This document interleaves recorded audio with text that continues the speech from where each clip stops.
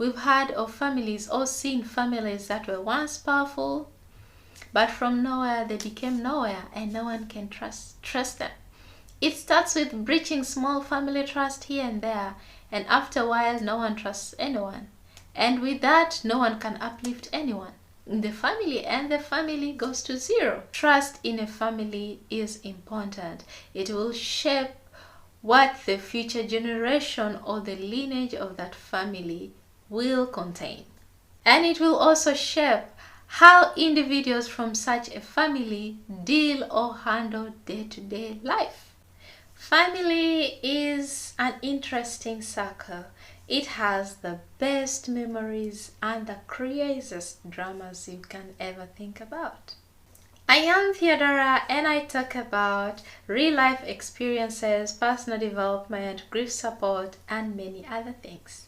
Today I talk about family trust. A couple of years ago, I had a sharing with a friend of mine about family. She is the 10th from a polygamous family of 18 children. She talked about the special characters of her siblings. She said there's one of her siblings who will borrow money from each and every one and will never pay back. He is the one whom you will send to buy 5 kilograms of meat and he will buy about 4.5 kilograms or even 3.5. He just had a special way of doing things. This special character presents in different ways in different families. I could say that every family has a special character, and that's okay. Family is about embracing everyone whichever way they are. Sometimes we ourselves struggle to be trustworthy in the eyes of others.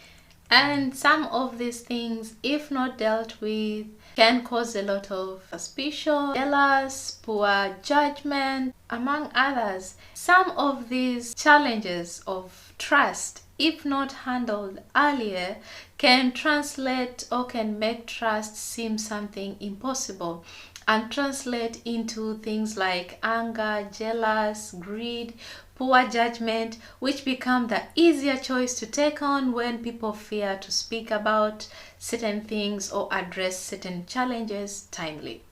And this also shifts our trust, whereby, for instance, you find it easier, or many find it easier, to trust strangers than their family members, because of some of these challenges that have been left unaddressed for a long time.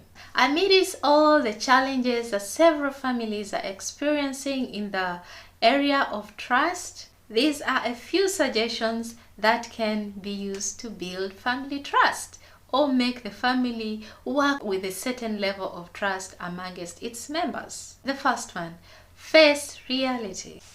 When a certain kind of behavior presents, take time to understand what it is, rather than shielding it or shying away from it in the name of avoiding drama or quarrels.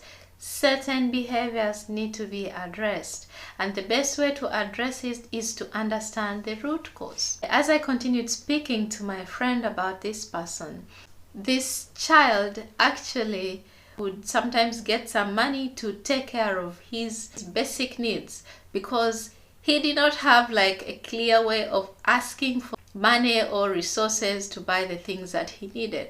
So from a young age, this is how he got his things sorted without having to ask for help. So some of these behaviors, it's not about just standing out and quarrel and say, stop doing this, this is wrong and what, but no, get to sit down with the person and understand where this person is coming from, and thereafter address the challenge.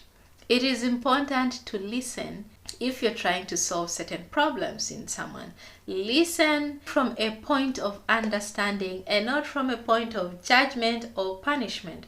Of course, there are consequences to every behavior, but before you reach that point, get to understand, where is this person coming from? Why is this repeating itself, other than letting it mature? Create or introduce family accountability, so that members of the family are held accountable to certain actions or behaviors, so that when you breach family trust in one way or the other, you should be in position to repair or make amends. And then also give second chances.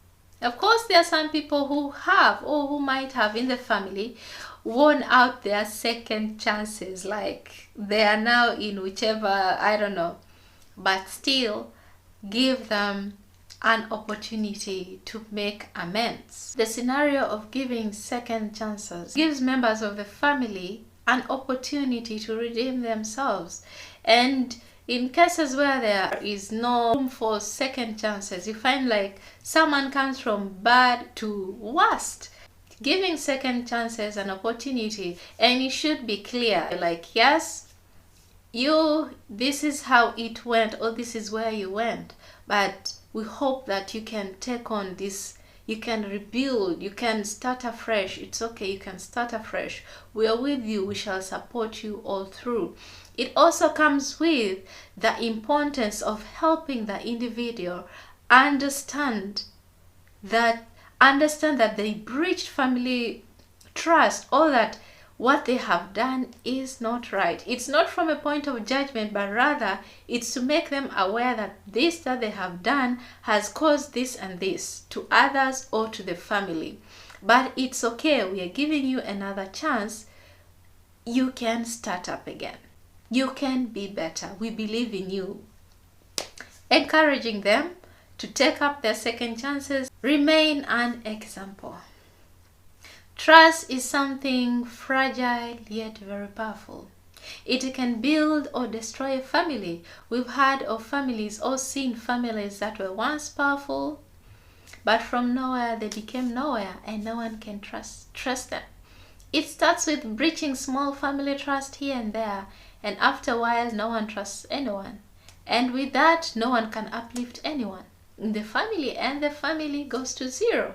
And yet, if there was a family member who was standing out as an example or expressing trust to each and every member, it encourages them to also express trust. Try to create internal family support systems, things that will bind you as a family together. We've always had this saying, divided we fall, united we stand. All this I'm talking about family trust is to help each family member to trust and support each other in this journey of life. Trust in a family is important. It will shape what the future generation or the lineage of that family will contain. And it will also shape how individuals from such a family deal or handle day-to-day life. It doesn't have to be perfect, but it has to be something that is workable, something that needs some effort to be put in. In the end, we all want to be happy and proud of our families. So why not put trust as the center and try to work towards it? It is something achievable. Thank you for joining me today, and I hope to see you next week.